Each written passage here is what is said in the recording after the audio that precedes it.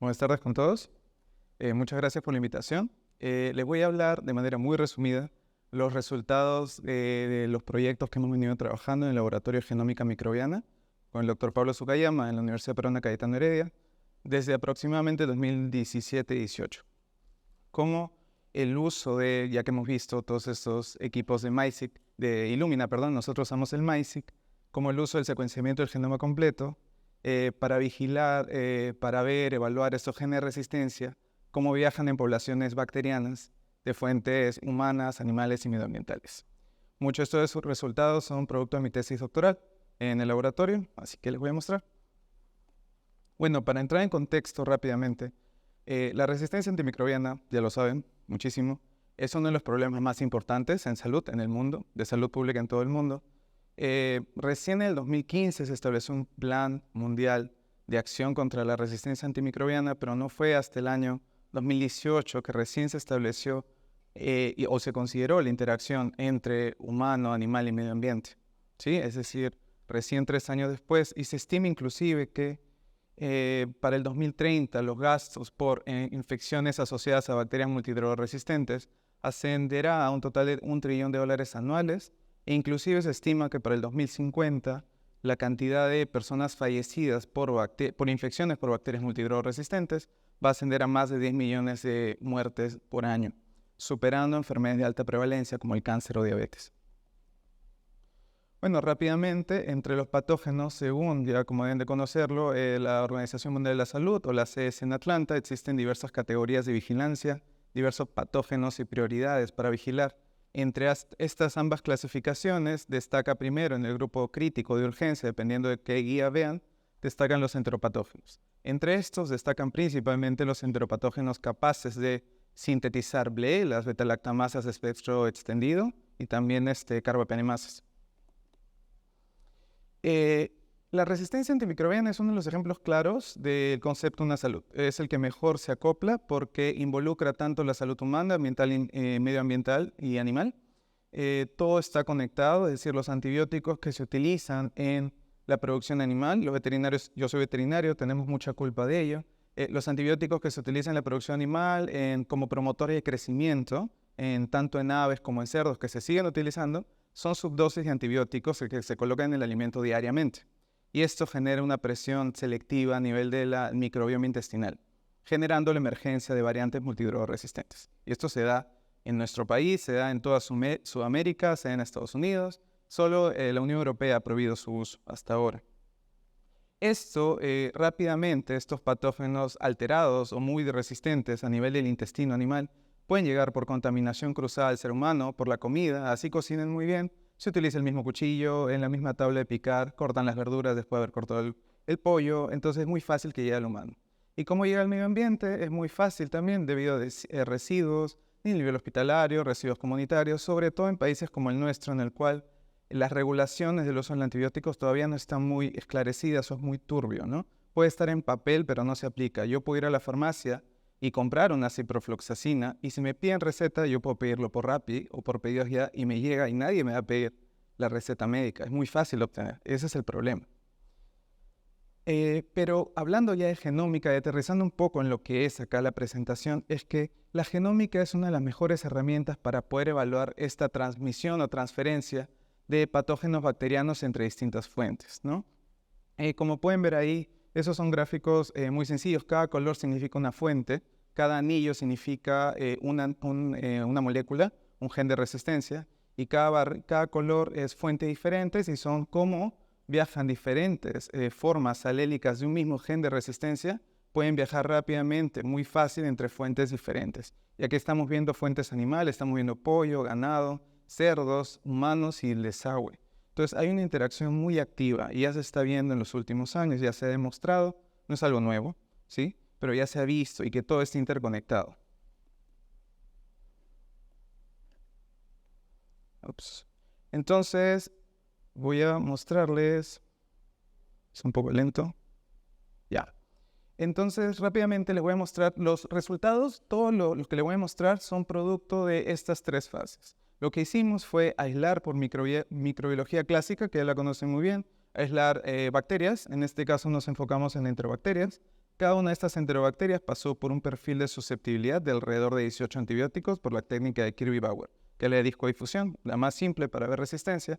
Luego se seleccionaron subsets de manera aleatoria, estratificada, de la forma más randomizada posible, bajo ya el sesgo de selección que tenemos por el aislamiento, para secuenciamiento del genoma completo. Y después de eso, mediante técnicas bioinformáticas, se evaluó el resistoma y bajo las limitaciones de la propia técnica de secuenciamiento, se vio que podría estar sucediendo entre sí. Entonces, el primero, les quiero hablar de un artículo que ya se publicó, que formó parte de mi tesis doctoral y fue uno de los primeros proyectos de laboratorio, que habla sobre la resistencia antimicrobiana en E. coli, como enteropatógeno. E. coli es la más común, la más frecuente, la más utilizada, por así decirlo. Y lo que vimos fue en pollos. ¿En pollos por qué? Porque el pollo es la proteína animal más consumida en el Perú, en Sudamérica en general. El consumo per cápita es altísimo, inclusive en Lima el consumo per cápita es muy alto comparado con el del país. Y lo que hicimos fue evaluar esa transmisión. ¿Por qué pollos? Porque uno, es más consumida, dos, es un tipo de producción muy establecido en el Perú, y tres, porque se utilizan muchísimo los promotores de crecimiento en la industria avícola. Y no hay forma de saber qué se utiliza. Si uno consulta a estas empresas, sin decir nombres, ¿no? Las ganaderías más grandes, las empresas más grandes, son recetas secretas, son mezclas propias que no te dicen qué son. Entonces no sabes qué está ocurriendo ahí. Entonces lo que hicimos fue en una comunidad, ¿no? Periurbana, en Villa El Salvador, muestreamos distintas fuentes animales y humanos con distinto grado de exposición a estos pollos. Muestreamos pollos de mercado en los mercados aledaños de esta comunidad periurbana. Hicimos un hisopado intestinal, compramos la carcasa completa, cosa un poco difícil porque normalmente te lo venden sin vísceras, tuvimos que comprar el pollo entero. Luego se hicieron hisopados rectales a los vendedores de pollos de esos mercados. Como un comparador, se hicieron hisopados rectales a adultos que no eran vendedores de pollo, para tener un comparador. Y como un tercer comparador humano, se utilizaron bebés menores de 2 años. ¿Por qué? Porque muchas de las resistencias encontradas podrían ser debidas al uso de antibióticos, sobre todo en un país como el nuestro, que usamos tanto antibiótico, ¿no? En general. Adicional a los pollos de mercado, conseguimos acceso a un grupo de gallinas, a una granja de gallinas ponedoras libre, que era una crianza libre de antibióticos, que era una crianza orgánica, ¿sí? Es una granja que existió en su momento, pero por la pandemia dejó de existir, pero esta nos abrió sus puertas y lo hicimos como un comparador. Entonces, a los pollos de mercado los llamábamos no orgánicos a partir de ahora, y a los pollos de granjas, a las gallinas ponedoras, perdón, como orgánicos. Rápidamente, como pueden ver en la gráfica, ahí va de menos resistencias a más resistencias, DRs, drug resistances, de 0 a 13. Lo que sale más a la vista, lo que salta a la vista, es el color rojo intenso. El color rojo intenso a partir de ahora van a ser los pollos de mercado, ¿sí? Los pollos no orgánicos. Y el rosa pálido van a ser las gallinas de postura libres de antibióticos. Y los tonos de azul van a ser los de humanos. Entonces, lo que salta más a la vista al lado izquierdo son que las barras más altas para la mayor cantidad de antibióticos, 7, 8, 9, 10, 11, 13 de las 18 probadas, eran aislados de E. coli provenientes de pollos de mercado. Estamos hablando de E. coli con 7, 8, 9, 11, 13 resistencias diferentes. A la contraparte, los que tenían menos, podemos ver que eran los aislados obtenidos de gallinas de postura, ¿no? De una crianza libre de antibióticos. Y entre los humanos era variado también, ¿no? Entre los 5, 4 y 3, el más alto de los humanos eran los bebitos. Que los bebitos menores de 2 años tenían E. coli muy resistentes a diferentes antibióticos. Estratificando por tipo de antibiótico, podemos ver a la derecha, si van toda a la derecha, podemos ver ese es meropenem. Encontramos un aislado fenotípicamente resistente a meropenem de las E. coli que venían de pollos de mercado. Si vamos a la izquierda y vamos recorriendo, la barra rojo intenso, que es la del pollo de mercado, prácticamente es más alta para casi todos los antibióticos, ¿no? Y estamos hablando para un montón de grupos de cefalosporinas. Y también pueden ver, miren, algo curioso es que miren los 3 primeros antibióticos, tetra, amoxi y sulfa. De los grupos humanos, los bebitos eran los que tenían más alto, que es el azul intenso, ¿no? Que estos antibióticos, luego estuvimos haciendo averiguaciones, son antibióticos muy utilizados de forma pediátrica, no tanto las sulfas, tetraciclina o el amoxi, que son usados de demasiado. A veces tienen un resfrío y les recetan un amoxi, ¿no? Tienen el estómago suelto y recetan una sulfa. Algo curioso que les quiero comentar es algo que pasa entre cloranfenicol y florfenicol. El cloranfenicol y el florfenicol, ambos son anfenicoles, ¿sí? El cloranfenicol ya no se utiliza en medicina en humanos, ya está prohibido su uso, Y el florfenicol solo se utiliza como uso veterinario, no hay disponibilidad para humanos, ¿sí? Pero ambos son anfenicoles. Si pueden ver, las tasas de resistencia para ambos grupos fue más alto para los pollos mercados, ¿no? Obviamente puede haber resistencia cruzada, sí, ¿no? La resistencia es por una bomba de flujo y se puede ver que los pollitos que eran resistentes, sus E. coli eran resistentes al florfenicol, iban a terminar siendo resistentes al cloranfenicol. Eso es bastante lógico. Pero si vemos a los grupos de humanos, miren el grupo en florfenicol. No sé si puedo señalar con esto. No sé si se ve. No. El florfenicol, entre los tonos azules, el celeste pálido, o sea, la tercera barra, en florfenicol, ese correspondía a los vendedores de pollos. Entre los grupos de humanos, los vendedores de pollos eran los que tenían una mayor cantidad de coles resistentes a florfenicol. Una droga que, en teoría, en los humanos no hay uso porque es cloranfenicol, y florfenicol no tiene acceso porque es solo de uso veterinario, ¿no? Estamos hablando hasta acá solo resistencia fenotípica.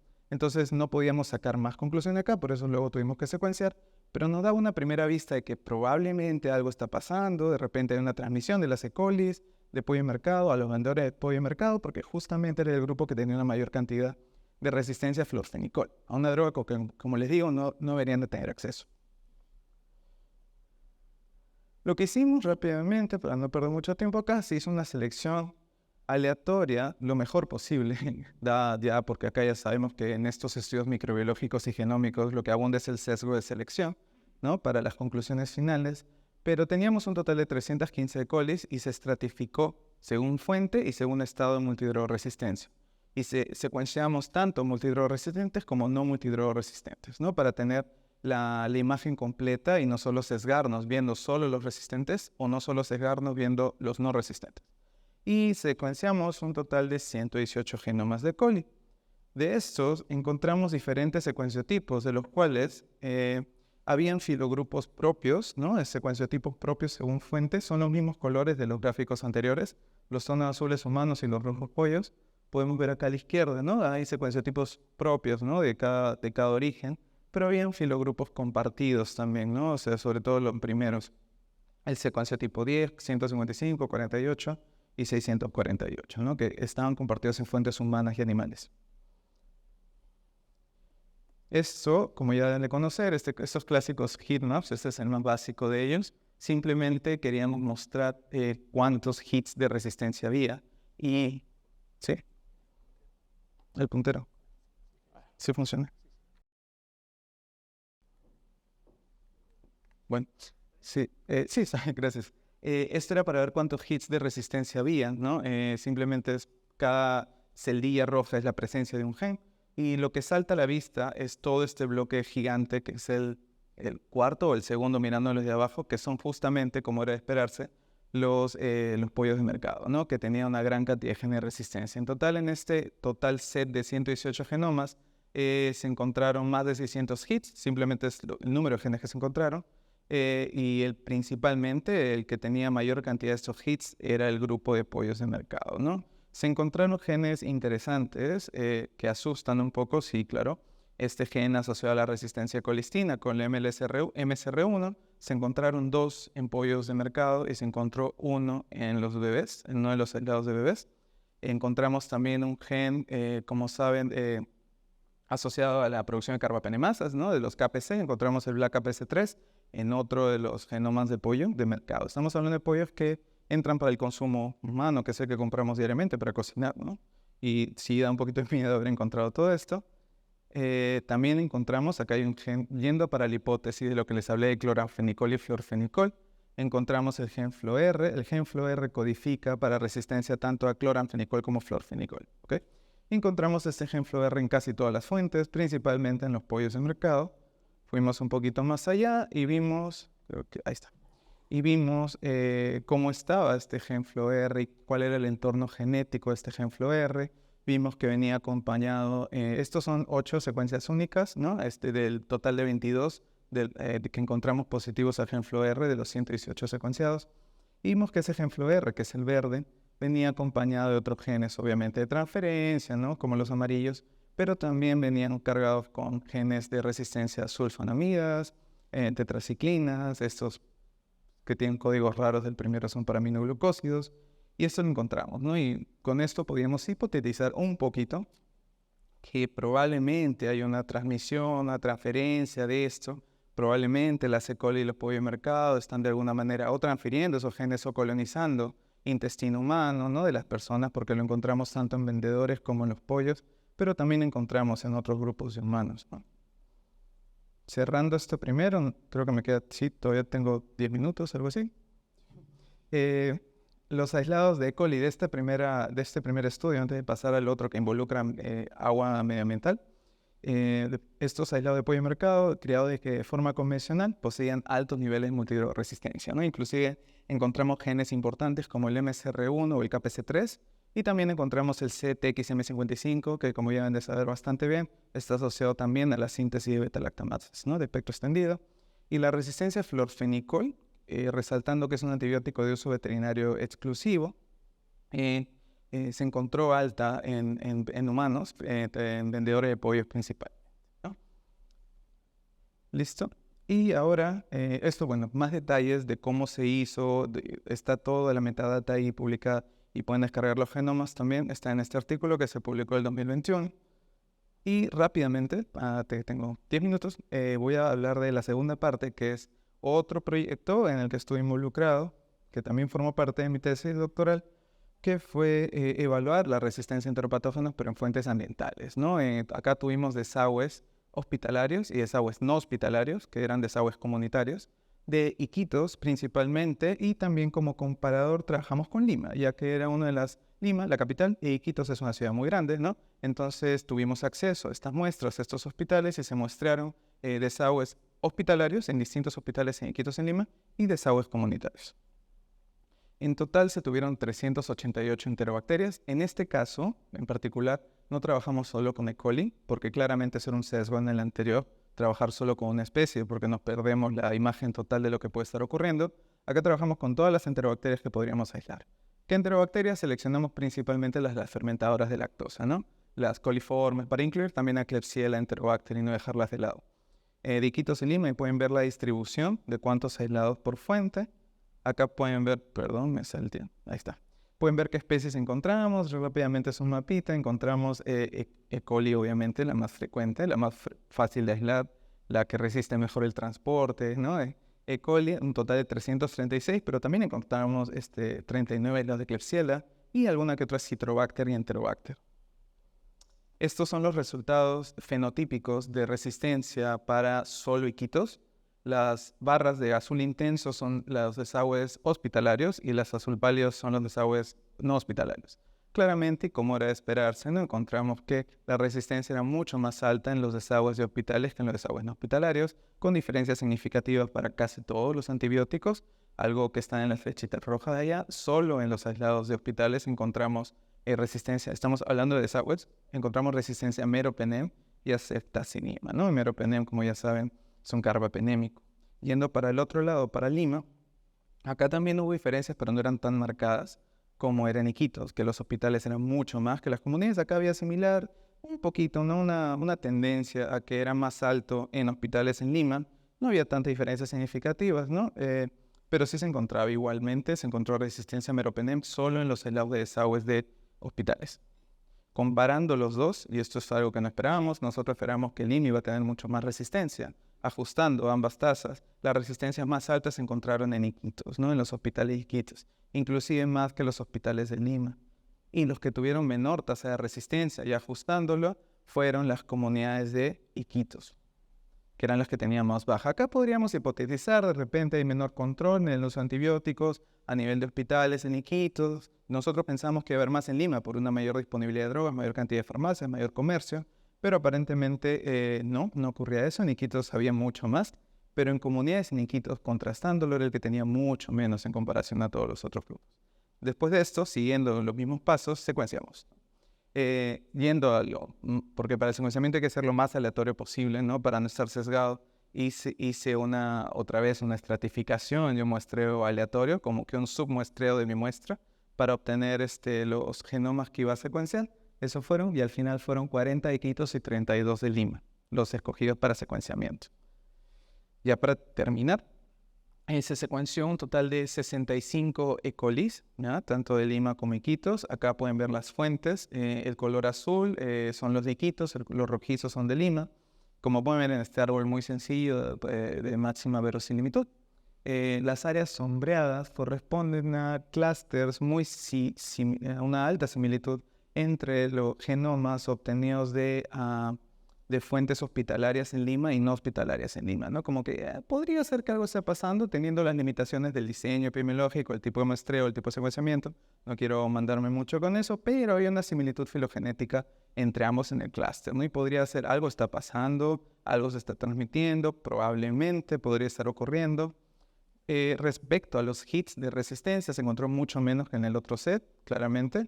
Se encontraron solo 315 hits de resistencia de estas 61 E. colis, pero se encontró otra vez este gen BLAST ZXM55 en 4 de los 61 aislados, y se encontró también, como pueden ver ahí, el gen MSR1 en 5 aislados, ¿no? Tanto de hospitales o no hospitales, tanto de Lima como de Iquitos.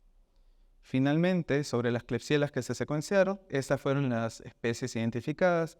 Se encontró Pneumoniae, obviamente, pero también Quasi-Pneumoniae, Michiganensis y Varicola. De estas, la mitad, porque solo fueron 6 las secuenciadas, la mitad presentaron el gen BLAC-APC1, ¿no? Las Quasi-Pneumoniae y la Michiganensis. Estamos hablando de desagües, entonces sí asusta un poquito. Bueno, esto está en un póster en el ASN Micro y el artículo está en revisión, todavía no está. Pero un hallazgo interesante ya para cerrar, uno de los aislados que no incluimos, uno de los genomas, un Citrobacter brachii de un hospital pediátrico acá en Lima, que era de los hospitales que monitorizamos para el paper grande, presentó el gen BLAC-APC2. Este gen no es común en Citrobacter y encontramos esto adicionalmente. ¿Por qué vimos esto? Porque tenía un perfil de resistencia muy alto, ¿no? Cuando se hizo la evaluación fenotípica inicialmente, luego se hizo de manera automatizada el CMI, y se encontró este gen BLAC-APC2 con un entorno genético junto a BLATEM y a otros marcadores, y también se encontró que en el mismo genoma había otros genes que brindaban resistencia a aminoglucósidos, quinolonas, en este caso fluoroquinolonas y beta-lactámicos, ¿no? Este gen lo pueden encontrar también publicado. Solo publicamos en el ASM Resource Announcement, solo publicamos el draft genome, pero está disponible. Y ya, con eso termino. Entonces, estas enterobacterias aisladas de hospitales residuales presentaron resistencias altas, principalmente los hospitales de Iquitos, lo cual nos sorprendió un poco. Encontramos genes importantes otra vez, MSR1, BLAST ZXM55 y BLAC-APC1. Y estos genomas de coli de aguas residuales de hospitales y no hospitales tenían una similitud genética, pero hasta ahí nomás podemos llegar con esa conclusión. Obviamente, secuenciar es bien caro en Perú, entonces les tengo que agradecer, ¿no? a un fellowship que tuve con el NIH, a grants también del NIH, al Banco Mundial que financió también parcialmente esto como parte de mi doctorado, Fondesit, Innovate, obviamente a un grupo del laboratorio en Bath que se llama Shepherd Lab, que me ayudó, que hasta ahora me da acceso a su nube y hago todos los análisis, y obviamente a todo el equipo del laboratorio de genómica microbiana, ¿no? Que sin ellos no se podría haber hecho nada de esto. Eso sería todo. Muchas gracias.